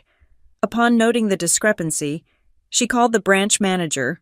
The report states that when the manager informed Mr. Perry that they would need to call Brinley Perry for verbal confirmation, Mr. Perry became hostile. Hostile? The judge asked. Quote, the bailiff read, Mr. Perry slammed his hand on the counter and stated, She is unavailable. I am the authority here. Do you know who I am? I have a court order pending. If you do not open this box, I will have your job. My father put his head in his hands. My mother was weeping silently, a hand over her mouth. They had always believed Wesley was the diplomat, the charming one. They were finally hearing the voice he used when he didn't get his way. The bank refused access, the bailiff finished. They flagged the account for fraud and escorted Mr. Perry and Mrs. Hames from the premises. They then preserved the surveillance video and the digital logs of the document he presented. The judge leaned back in her chair. The silence in the room was absolute. It was the silence of a trap snapping shut. So, the judge said, her voice dangerously calm. He didn't get in, but he tried to drill the lock, and he used a document he signed himself, notarized by his own employee, to try and bypass federal banking security. She looked at Wesley. Mr. Perry, stand up. Wesley stood. He looked like a man standing on the edge of a cliff. This court is no longer viewing this as a simple petition for conservatorship, the judge said. We are now viewing this as a preliminary hearing regarding evidence of criminal intent. Your Honor, Sterling pleaded. That is— Quiet, the judge ordered. I am issuing an immediate preservation order. Everything related to this transaction is now evidence. The emails on your company server, the notary journal of Ms. Linda Hames, the internal logs of Perry Global Enterprises. She paused, her eyes narrowing. And, given the petitioner's demonstrated history of altering digital records and manipulating communication channels, I am not taking any chances. She pointed to the table where Wesley's phone sat, a sleek, black smartphone that contained his entire life. Bailiff, the judge said, seize the petitioner's phone. Wesley reacted as if she had asked for his arm. What? No. He snatched the phone off the table and held it to his chest. You can't do that. This is my private property. I have client data on here. I have privileged communications. You just admitted to using your business resources to commit fraud against this court, the judge said, her voice like steel. You have waived your right to privacy regarding that device. Hand it over. Mr. Perry, now, or I will hold you in contempt and you will leave this courtroom in handcuffs. Wesley, give him the phone, Sterling hissed, terrified. Give it to him. Wesley looked at his lawyer. He looked at the bailiff, who was moving toward him with his hand outstretched. He looked at me. For a second, I thought he was going to run. I saw the impulse twitch in his legs. But there was nowhere to go. There were armed deputies at the door. With a shaking hand, Wesley surrendered the phone. The bailiff took it, powered it down, and placed it into a plastic evidence bag. The sound of the Ziploc sealing was loud and final. Wesley collapsed back into his chair. He looked stripped. Without his phone, without his suit of armor, without his narrative, he was just a scared man who had gambled everything and lost. Now, the judge said, turning back to me, we still have an inventory list to finish, and I have a feeling the most important item hasn't been read yet. She nodded to the bailiff. Continue. What else was in the box that Mr. Perry was so desperate to drill open? I watched the bailiff pick up the next sheet. This was it. The house was the asset. The bank account was the cash. But this was the reason. The bailiff squinted at the item description. He frowned, looking confused. Item number 6, he read. This is not listed as a financial asset. It is listed as a document. He paused, reading the bold text at the top of the description. Original trust amendment and estate distribution schedule. He read. Wesley let out a sound that was half groan, half sob. With a handwritten note attached, the bailiff continued. Note reads, retrieved from Grandad Arthur's personal safe on the day of his death, to be kept secure until the timeline expires. The room went cold. I looked at Wesley. He wasn't looking at the floor anymore. He was looking at me with pure hatred, because he knew that I knew. He hadn't come for the money. He had come for the paper that proved he wasn't supposed to have any of it. The bailiff held the document with a strange reverence, as if he understood that he was no longer holding a piece of evidence, but a smoking gun. The silence in the courtroom was not empty. It was pressurized. It pressed against my eardrums, heavy and thick. I watched Wesley. He had stopped vibrating. He had gone completely still. The stillness of a prey animal realizing the predator is not behind him. But standing directly in front of his face, item number 6, the bailiff repeated, ensuring his voice reached the back row where my parents sat frozen. Original trust amendment and estate distribution schedule, dated August 12th, 4 years ago. He paused to let the date sink in. August 12th, 3 days before Grandad Arthur died. Attached is a handwritten custodial note. The bailiff continued, reads, retrieved from the personal safe of Arthur Perry, to be kept secure until the maturation timeline expires. The air in the room shifted. Suddenly, the narrative wasn't about a sister who was bad with money. It wasn't about a woman who needed a conservator to help her pay her electric bill. It was about a document that nobody else knew existed. Or rather, a document that nobody was supposed to know existed, but which Wesley had clearly suspected was real. I saw the realization hit Judge Holloway. She looked from the inventory list to Wesley, and her eyes narrowed into slits. She understood the game now. She understood why a wealthy man would risk a felony charge to drill into a bank box. He wasn't trying to keep me from spending my money. He was trying to stop me from reading a piece of paper. "Mr. Perry," the judge said, her voice dropping to a register that was terrifyingly calm. "You stated in your petition that your sister was hoarding assets and hiding financial records. You claimed she was concealing information detrimental to the family estate." She pointed a finger at the bailiff's hand. "Is this what you were looking for? Is this the information she was hiding?" Wesley's face twisted. It was an ugly expression, a mixture of panic and entitlement that stripped away every layer of his polished charm.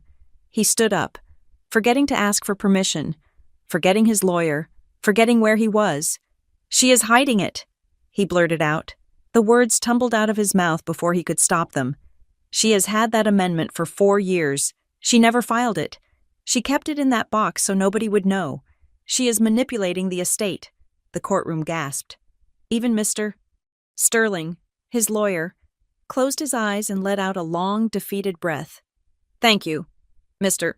Perry," the judge said, leaning back. "You have just admitted to the court that you knew this document existed, and you have admitted that your emergency petition, your claim that you were worried about her health and her safety, was a lie. You weren't worried about her safety. You were worried about the distribution schedule." "No," Wesley stammered, realizing his mistake too late. I suspected. I suspected she was suppressing Granddad's wishes." "Suppressing?"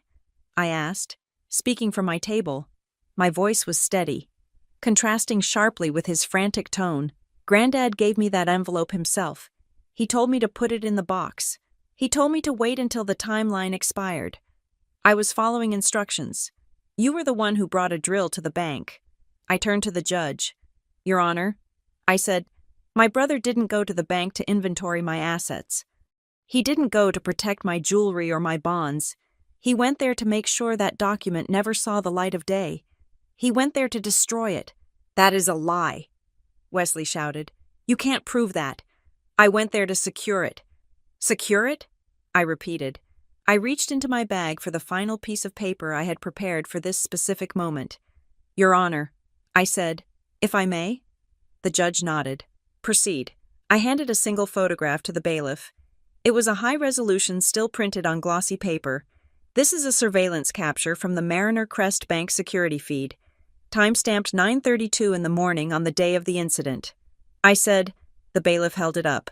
The image was clear. It showed Wesley standing at the counter, his face red and angry, arguing with the teller. Beside him stood Linda Hames, looking terrified. But the focus of the image was what was in Wesley's hand. "Please describe what the petitioner is holding," I requested. The bailiff squinted. "The subject is holding a leather portfolio. Is it open or closed?" I asked. "It is open," the bailiff said. "And what is inside the portfolio?" The bailiff looked closer.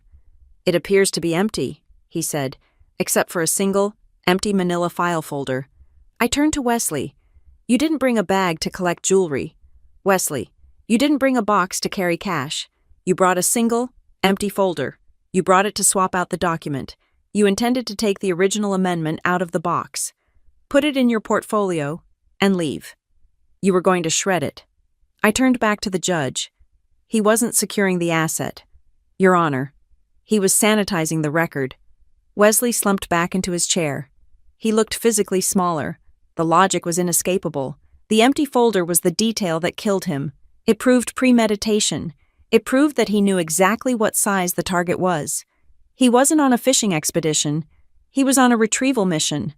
Judge Holloway stared at him for a long time. The silence stretched out, uncomfortable and heavy. When she finally spoke, she didn't look at Wesley. She looked at the court clerk. "This is no longer a civil dispute regarding a conservatorship," the judge announced. "The evidence presented today suggests a coordinated attempt to defraud an estate, identity theft, notary fraud, and attempted evidence tampering." She turned to Mr. Sterling. "Counselor, Your petition is dismissed with prejudice, and I'm referring this entire transcript, along with the exhibits, to the District Attorney's Fraud Unit. She looked at Wesley. Mr. Perry, you are to have absolutely no contact with the respondent. You will not call her. You will not email her. You will not send third parties to speak to her.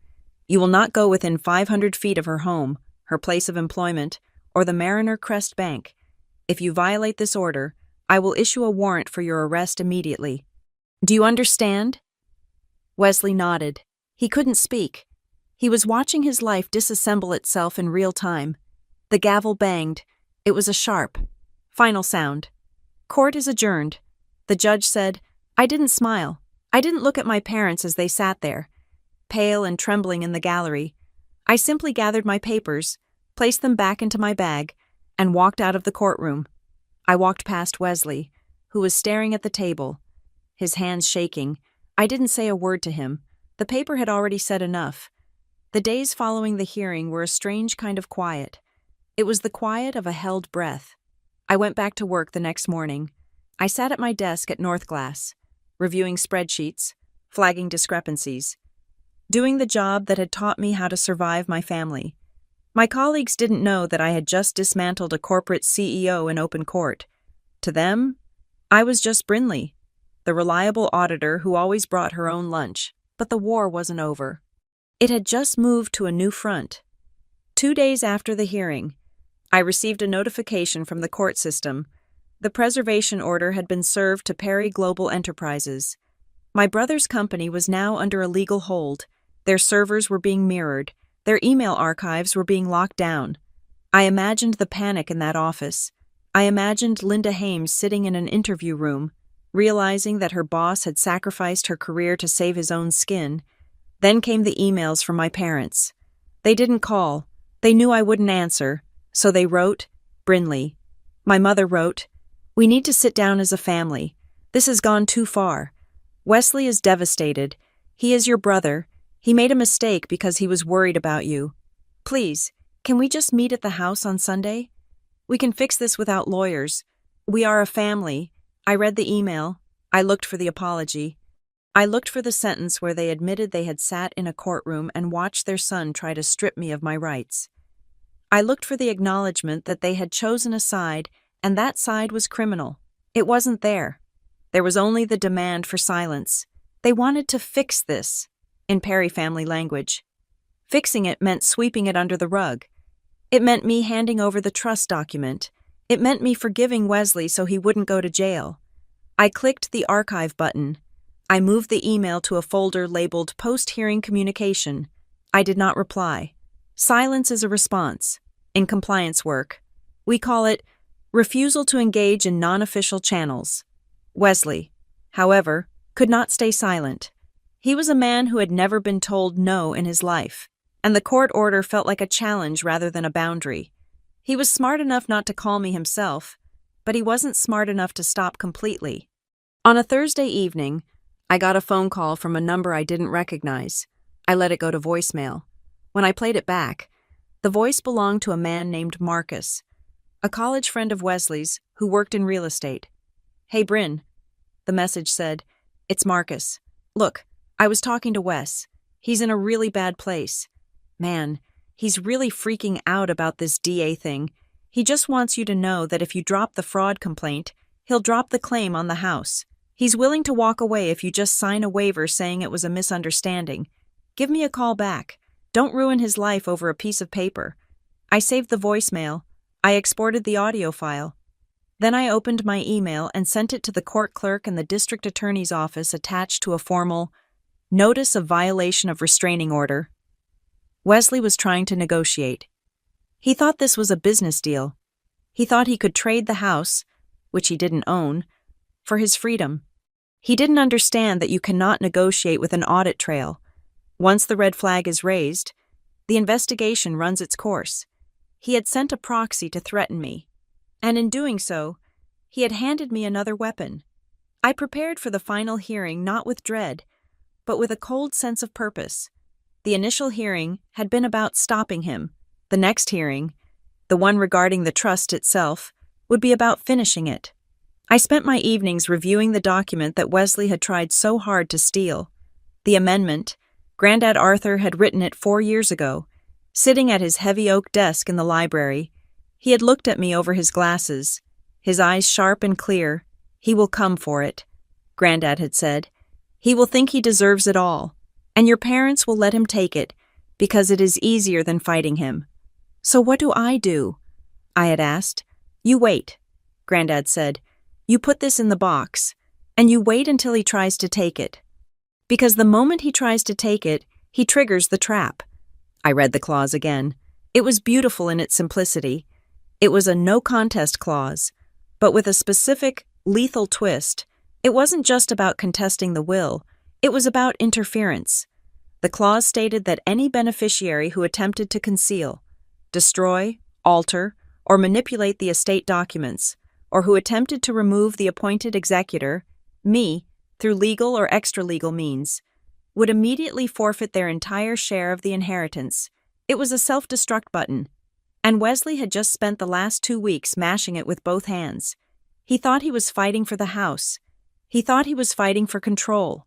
He didn't realize that by filing that petition, by forging that deed, by drilling that box, he had effectively written himself out of the will completely. I organized my files. I printed the voicemail transcript. I printed the email from my parents. I stacked them neatly next to the certified copy of the trust amendment. I wasn't going back to court to argue. I was going back to court to read the rules. The night before the final hearing, I sat in my living room. My house was quiet. I drank a cup of tea. I felt the weight of the last month settling on my shoulders. It was heavy, but it was a good weight. It was the weight of truth. My phone buzzed. Another text from my mother. "Please, Brinley, just tell the judge it was a mistake. Do it for the family." I looked at the screen. I thought about the word family. I thought about Wesley standing in the bank with a drill. I thought about my father looking at his shoes while his son called me crazy. I didn't reply. I turned off the phone.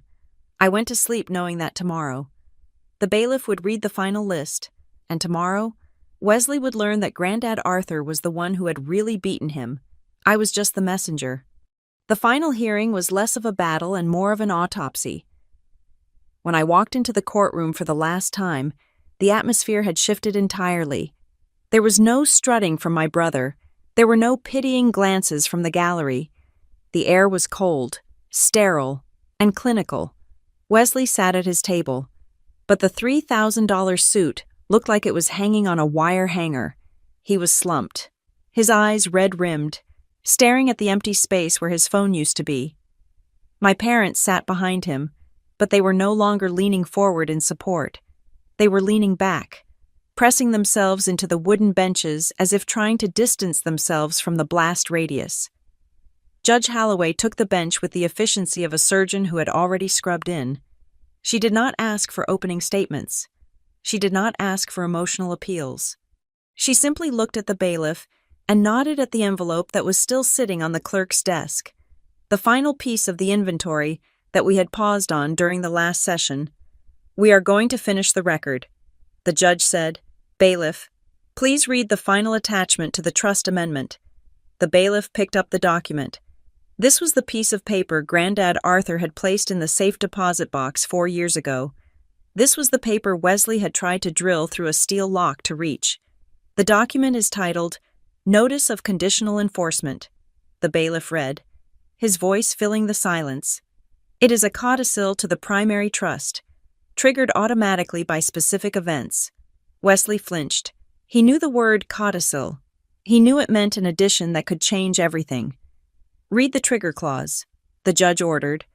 The bailiff adjusted the paper. "The clause states that the distribution of assets in this trust is contingent upon the good faith cooperation of all beneficiaries. It further states that any beneficiary who attempts to conceal, destroy, alter, or manipulate the estate documents, or who attempts to circumvent the appointed executor through fraudulent legal or extra-legal means, shall be deemed in violation of the no contest and non-interference agreement." The bailiff looked up. "The penalty for violation is the immediate and total forfeiture of said beneficiary's entire interest in the estate." The silence that followed was absolute. It was the sound of a guillotine blade hanging suspended in the air. Wesley's lawyer, Mr. Sterling, put his head in his hands. He knew what we had just spent the last 2 hearings proving. The judge looked at me. Ms. Perry, do you believe this clause has been activated? I stood up. I did not look at Wesley. I looked at the mountain of evidence on the clerk's desk. Your Honor, I said, the clause mentions attempting to circumvent the executor through fraudulent means. We have admitted into evidence the logs showing the petitioner forged a deed transfer. The clause mentions attempting to manipulate estate documents. We have the bank surveillance photo of the petitioner attempting to swap the original trust for an empty folder. The clause mentions extra legal means.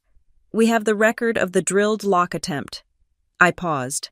My brother did not just violate the clause.